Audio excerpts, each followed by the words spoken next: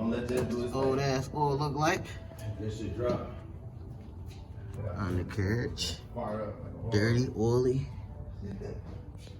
Alright, so I just changed the oil, me and my cousin Philip.